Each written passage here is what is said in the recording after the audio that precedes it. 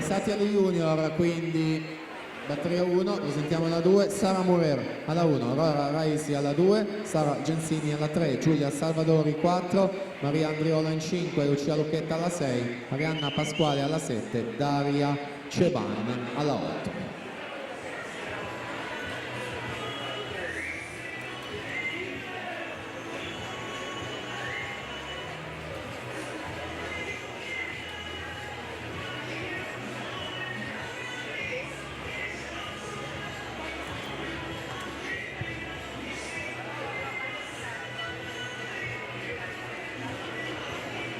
Gli ammessi alla finale quindi sono Gamba Tesa, Salzano Cendron, Rongadi, Tocco, Fasan, Rosso e Raffaele Ferracin, che con l'ultimo tempo 1, 2 e 16.